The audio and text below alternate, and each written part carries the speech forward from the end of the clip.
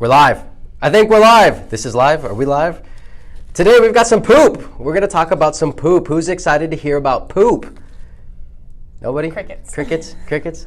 I'm giving people a second to get on here. Obviously it's 1:30 here Eastern Standard Time, and today we're going to talk about some acid reflux, some digestion things. Oh, what is it called? Yeah, do that. I forget it. I messed it up last time. You go ahead. It's funnier when you mess it up. Happy Wednesday hump day. Healthy hump day. Happy healthy hump day. We're getting there. See, that was closer, maybe. I don't know. If somebody can actually write what I said last week, what will we give them? I don't know. A like on their page or something? Oh, something good? a shout out? We'll give you a shout out. We'll give you a shout out on our page, and we'll give you a big old hug next time you're in the office if you come here. So, but anyways, well, let's go ahead and get started, yeah? Okay, so what's our topic for today? So today, we're going to talk about reflux, heartburn, indigestion, things like that, and what are you doing to take care of it? Because when you have those symptoms, the first thing that you reach for is always, well, I'm producing too much acid, so you get a proton pump inhibitor, maybe a Nexium, maybe a Prilosec, maybe you go to your doctor, and a Omeprazole, or God knows how many different ones there are. Over the counter, you think you're doing better because you're not getting a medication, but you're taking Tums every day. Yeah, and Tums is interesting. Apparently there's calcium in Tums, right. And she may have heard this the other day, but when I was growing up, and I talked about the lifestyle that I lived and growing up and eating that sad standard American diet with Dunkin' Donuts and Doritos and Dr. Pepper and Domino's and just pizza and we just didn't have a very good diet. But my source of calcium came, and thank God I was an athlete, and so I didn't put on the weight that I would have put on. But my dad would always give me Tums to take. For calcium. And when I was telling people that in the office the other day, we were at a training. I had a patient sitting here kind of listening to our training, and she said, "Oh my gosh, we used to do that too." So I guess it was like a real thing, and people used to do that. But that's just crazy. That's horrible advice. Yeah. So thanks, Dad. Thanks for that. But why? He was worried about your bone health. He was worried about my bone health. And we can talk about bone health and things on a whole nother talk. But yeah, we talk about proton pump inhibitors, and we talk about acid reflux, and it's because obviously you produce too much acid. Wrong.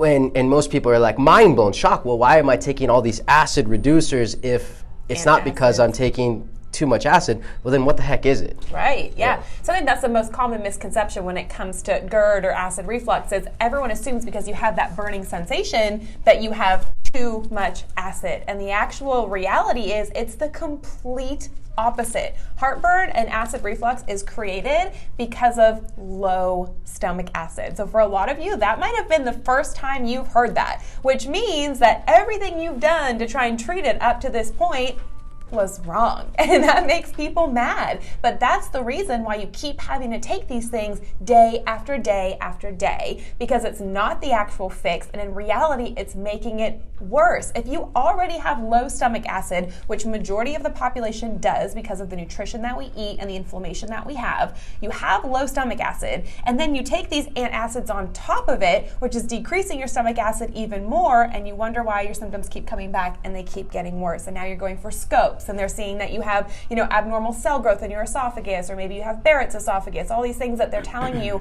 from years and years and years of acid reflux. It's because the treatment is hugely flawed. And I think, just like cholesterol, this is one of those things that medicine has really got it way wrong, and that's why so many people are still suffering from these symptoms. Yeah, it's wild. And I always say I won't judge you, but since nobody's here, I can judge you. But write in the comments if this is what you do. It's like you're eating this food, and you're eating that standard American diet that is wrong for you. So you're eating grains and sugars and things that interrupt our acid and affect our digestion. You're eating these processed foods, and you're eating out of a box or out of a box through a window or whatever it may be. And so your body is literally like screaming and yelling at you, saying like, stop eating that stuff. And it's like throwing acid up. It's trying to like burn you to like make sure. What's it saying? It says, stop eating that stuff. And it's like telling you to like stop eating that stuff. You got to do something about it because it's affecting you. And it's affecting you so negatively, and it hurts. And sometimes people think like, well, am I having a heart attack? Yeah, right. And so we don't want to make too much fun of this because this can be a serious thing. So if you're struggling with it, again, we're going to help you, and we can show you tips and ways to reduce that and to start getting off the medications and just get healthy. But your body's literally screaming at you, telling you to stop this thing, and so what you do is you just take a pill and tell it to shut up.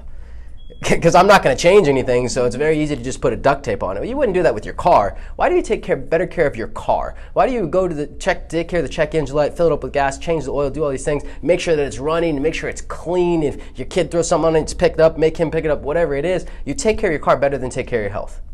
You're going to replace that car. Right. You're going to replace the car every couple of years. You lease it and you just get a new car, get something different because you're bored of it. But you don't get to just get bored with your body. Right. You got to do something about it. You got to take care of it. You got to start making changes. So what are some changes? And I guess one thing too, and you're hearing us, if you're on a proton pump inhibitor, you don't just stop it. So don't hear us wrong. Like, you can't just stop those things. Those are definitely drugs that you need to kind of wean off and maybe back it up. But what are some tips, I guess, to be able to not have the acid reflux? Well, first let's kind of go through just the physiology of why the stomach acid and the low stomach acid is creating this, so it might make some more sense to you. So a lot of times people will say too, and you'll hear this comment a lot, it's like, I can't eat the same way I used to when I was in college or when I was a kid or whatever, and they think it's, because they're developing too much stomach acid or whatever it might be.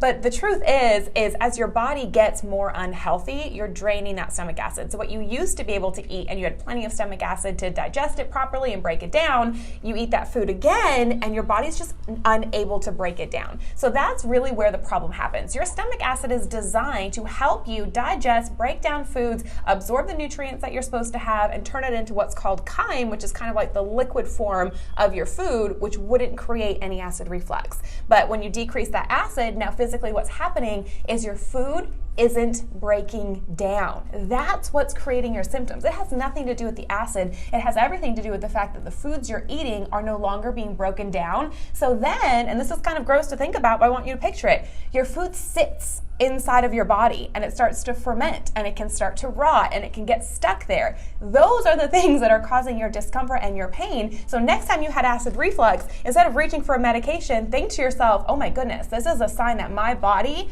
no longer breaks down my food, which will cause acid reflux, but long term it's also going to cause nutritional deficiencies and malabsorption because you need to break down your food appropriately. So it's not just the pain that it causes, it's what else is going on in your body. So the first thing that you need to do is help your body break down food. We need to get a good balanced stomach acid, and we need to give your body the building blocks it needs to break down your food appropriately. Now, the cool thing about acid reflux and GERD, I can honestly say I can't think of one patient that comes to my mind right now that their symptoms don't resolve or completely go away when they make these changes. So it might be something you've suffered with for years and years and years, but it's something we see people get better from all the time. And it typically doesn't even take that long for you to start seeing those changes when you start finally doing the right thing. So one of the first things I would recommend, and these are just some tips, now always, like anything else, get tested because there is a lot of bacterial reasons why you can have acid reflux.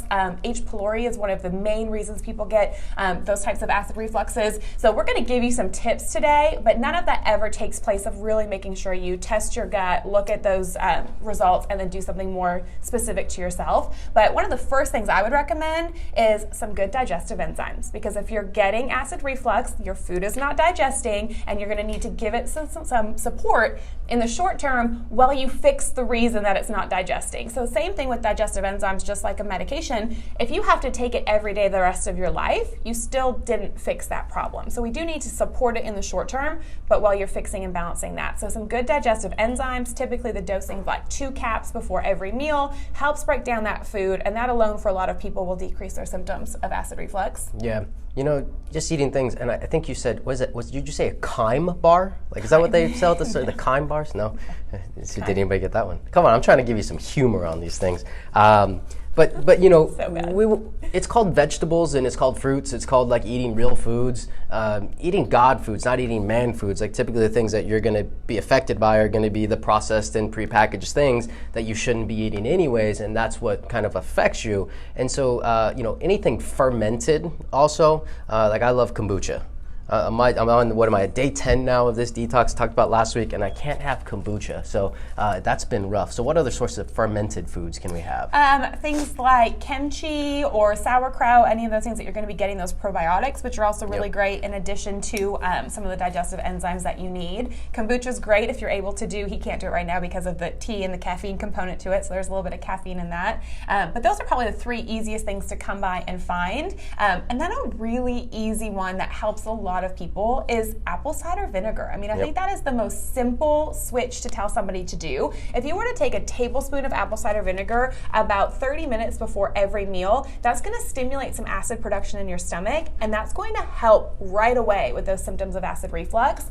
You can take it morning and night just as part of your general wellness regimen, and that helps with that as well. But again, we're producing more acid, not trying to get less acid. So apple cider vinegar is awesome for that, in addition to some of those fermented foods too. Yeah, and to be clear, the drugs are very, very effective. Right, yeah. I mean, they work. Like the idea in of the it short term. In the short term, of it shutting down the acid production so that you don't have those symptoms, there's no doubt that it works, and it works very quickly. But the problem is that it leads to other things. And one of the side effects of these acid reflux drugs is, ready? It's acid reflux. Like, you take this drug to try to fix it, now it just worsens it. And, you know, and again, it's just not the way. It's a closed system. So to recap, it's a closed system. You eat food, and then food leaves you, right? Or that's how it's supposed to do. But the problem is we have this lower esophageal sphincter that's just not closing and opening properly. And a lot of times there's hiatal hernias, something that we didn't really talk about, but that could be something. You have this hernia in there, and it's allowing it to stay open, which is allowing that fermented food or the